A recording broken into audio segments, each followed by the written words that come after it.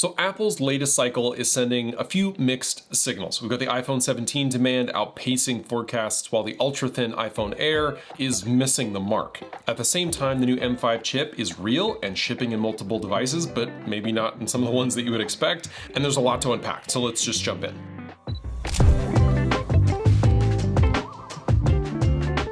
On a quick programming note, I don't often talk about Apple. It's probably the least common subject that I tackle here on the channel, but as someone who uses Apple products, and I believe a lot of creators out there are using Apple products, including the ones that we're going to talk about today, I feel that when we get a big product refresh like the iPhone 17 and the M5 processors hitting new products, it's time for me to make a video about it. So that's why I'm doing the video today. If you feel that I should be talking more about Apple products and the tools that we use to create beyond the cameras and the drones and some of the software, let me know in the comments below. Now, starting with the iPhone 17, demand is beating expectations, and that strength could carry it into next year. Morgan Stanley is saying that the iPhone 17 demand has already lifted Apple's stock and should help the company slightly exceed Wall Street expectations for the quarter, with a momentum likely to continue through the end of the year. But Fortune is adding a pretty tough counterpoint to all of that on the iPhone Air. Citing Nikkei Asia, it reports that Apple will drastically cut production of the slimmer phone, starting in November to less than 10% of September's volume after weak sales outside of China. A KeyBank Capital Markets survey found virtually no demand for iPhone Air, limited willingness to pay for a foldable in general, and a continued mix shift towards Pro and Pro Max, and AI features that aren't yet meaningfully driving purchases. Fortune also flags that the iPhone 17 and 17 Pro show 2 to 3 week shipping delays, while the iPhone Air has been immediately available across colors on Apple's website since launch. Now, for context, the iPhone Air starts at $999, and it's only 5.6 millimeters thin with a titanium frame. It carries a 48 megapixel main camera and offers Apple's all-day battery life. Apple built a $99 MagSafe battery pack specifically for it to extend runtime to 40 hours. And Fortune draws a parallel to Samsung's Galaxy S25 Edge, which reportedly sold only 1.31 million units as of August, versus a higher volume for the S25, the S25 Plus, and the S25 Ultra, prompting Samsung to halt S25 Edge production and cancel their plans for an S26 Edge. So the takeaway here is pretty clear. Mainstream buyers are prioritizing the cameras, the battery, and familiar form factors, while the ultra-thin design honestly just isn't carrying the day. People don't seem interested, at least outside of China. But I'm curious where you fall on the trade-off. Are you good with a single camera, lower battery phone because it's mega thin? I can tell you that my choice was none of the above, as I'm sticking with my 16 Pro Max. But next, let's talk about the chip that is powering the latest Apple hardware that's been announced this week. So Apple's new M5 chips bring faster AI, bigger GPU, higher memory bandwidth across MacBook Pro, iPad Pro, and Vision Pro. So built on their third generation 3 nanometer technology provided by TSMC, M5 features a next gen 10 core GPU with a neural accelerator in each core, designed to speed up the GPU based AI workloads. Apple says it's up to 4 times faster and provides 4x the GPU peak compute performance of the M4 base model. Now, the chip also supports third generation ray tracing at up to 45% higher graphics performance than the M4, and it includes an improved 16 core neural engine with more powerful media engines. And on the CPU side of things, the M5 offers up to 10 cores with 4 performance cores and 6 efficiency cores, and offers up to 15% faster multi-threaded performance versus M4. Compared to the original M1, Apple claims it's 2.5 times better in terms of graphics performance, and the unified memory bandwidth climbs up to 30% to 153 gigabytes per second. That's double that of the base M1, while the M5 now supports up to 32 gigabytes of memory. Apple claims that these gains accelerate Apple Intelligence on device tools like Image Playground, with benefit for developers who are working with their foundation models. And I gotta pause for just a second and make note here that while they claim that the memory bandwidth is twice the M1 at 153 gigabytes, I have an M1 Max sitting on my desk right here that has 400 gigabytes per second, just to put that into context. This is a 4-year-old laptop. And at the same time, the claim about faster on-device tools like Image Playground and foundation models, who's using Image Playground in a professional environment?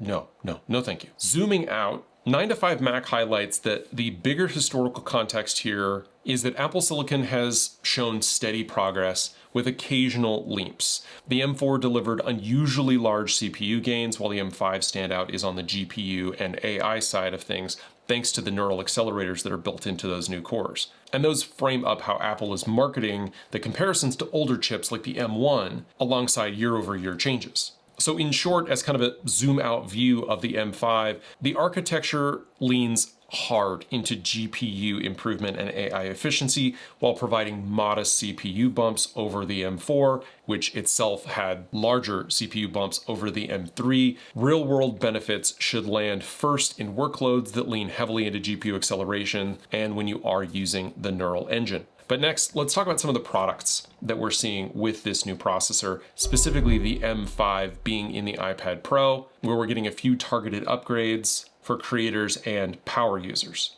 Now, the iPad Pro is always the most advanced iPad ever, so saying that the iPad Pro with M5 is the most advanced iPad yet is kind of redundant, but it does have better AI performance, it has faster connectivity, and better external display support. So Apple kept the 11 and 13-inch model design at 5.3 millimeters and 5.1 millimeters. They still have the Ultra Retina XDR tandem OLED displays that support ProMotion, True Tone, and 1000 nits of full screen brightness for SDR and HDR, peaking at 1600 nits for HDR content. Meanwhile, the M5 inside promises up to 3.5 times the AI performance of the M4 iPad Pro and 5.6 times versus the M1. Now, for creators, Final Cut Pro on the iPad now runs 1.2 times faster. That's 20% faster than on the M4 iPad Pro and 6 times faster than on the M1. AI video upscaling in DaVinci Resolve is up to 3.7 times faster than on the M1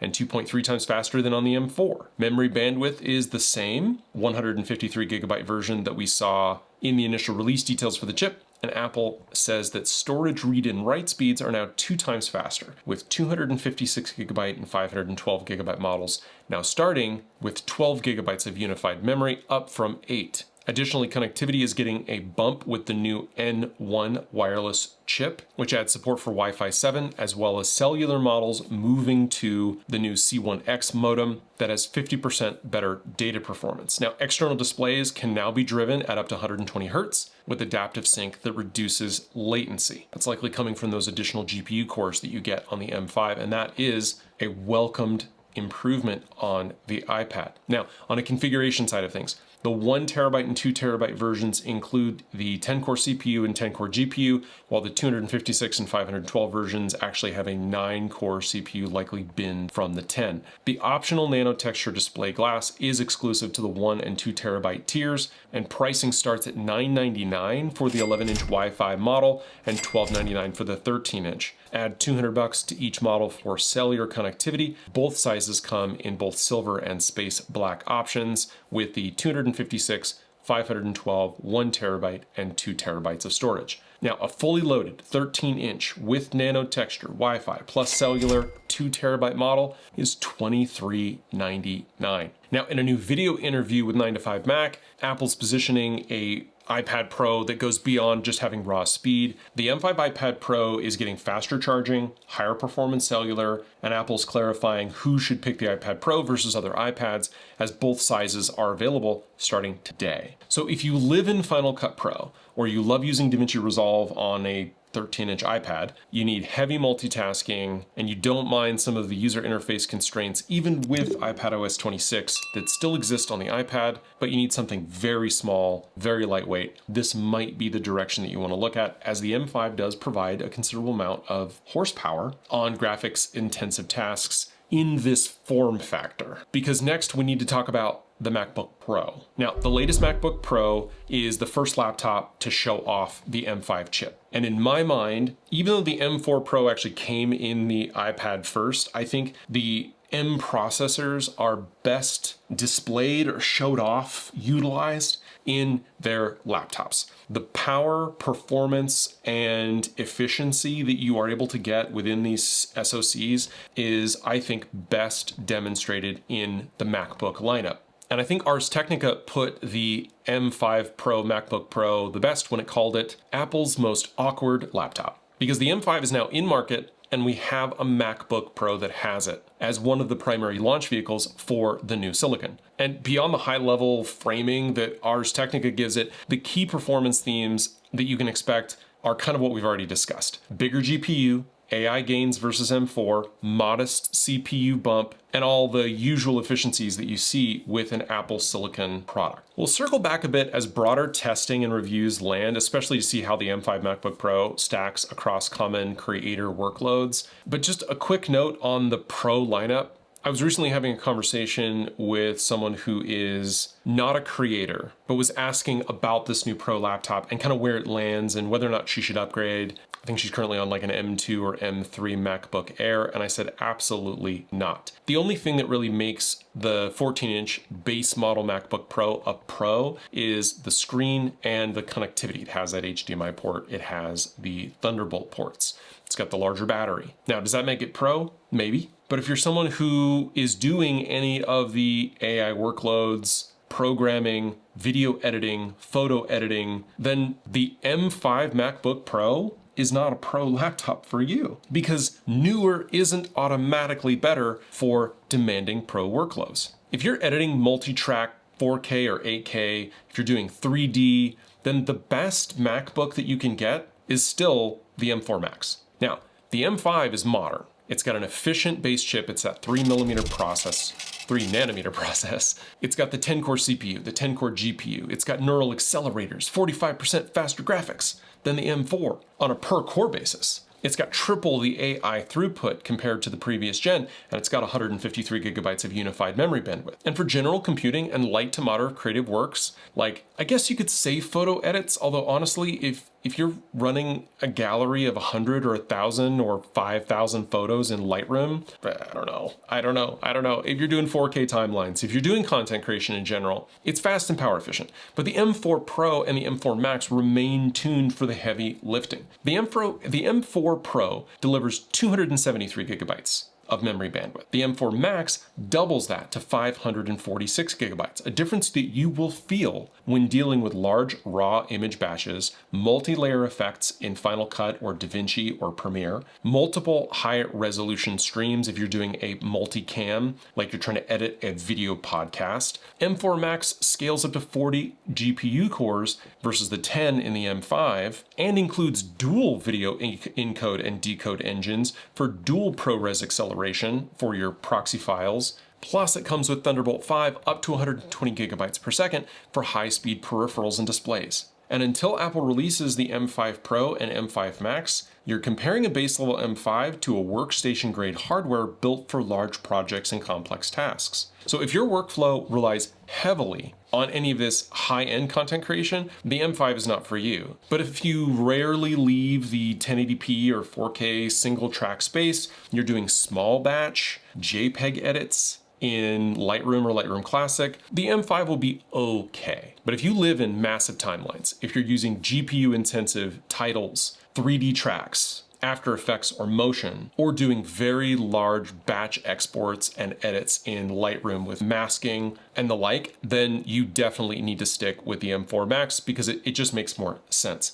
at least for now. Once they release the M5 Max and M5 Pro, which we're expecting in the spring, well, that's going to be a phenomenal product. But right now, I would warn against high-end creators purchasing an M5 product to replace an M4 or M3 or M2 or even M1 level product until you've definitely taken a close look at your overall workflow. So we talked a little bit about the MacBook Pro and we talked a little bit about the iPad Pro. Let's talk about the Vision Pro. It got the M5 processor, Hey, now we're done talking about the Vision Pro. Another update though worth looking at is that the rest of the Apple lineup still is waiting for these products. So not everything has made the jump yet. So products that we're still waiting on updates include the iMac, the Mac Mini, and the iPad Air. But on the Pro side, the rest of the lineup, which typically takes those Pro and Max class chips, are going to be something that we'll see later in this year, or maybe even into the spring. So that includes the MacBook Pro 14, the MacBook Pro 16, the Mac Studio,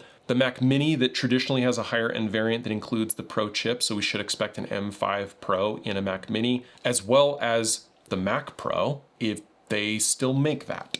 And on the Mac Studio side of things, we do not know if the M5 generation will include an Ultra variant in addition to the Max variant, as the Ultra would traditionally be in the high-end version of the Studio, as well as, again, potentially in the Mac Pro, the cheese grater, if they make it. And will we see an M5 upgrade to the wheels? That's my number one question. So I'll keep tracking the gaps in the higher end M5 chips as they arrive, and I'll let you know, but let me know down in the comments if that's something that you want me to keep an eye on for you, as again, Apple is not something that I traditionally do a lot of videos on the channel about. But as always, if you do want to support what I'm doing here, consider becoming a channel member. It's $1. If you're looking to book a photo or video session with me, all the details are down below, including links to all the gear that I use and everything that we've talked about here in the video. Now, those are affiliate links, so they do go to help the channel, but the easiest way to help me here is to hit like and subscribe. Both of those buttons are free, and they go a long way to helping me grow here on YouTube. Thanks so much for watching. I'll see you in the next one. Bye.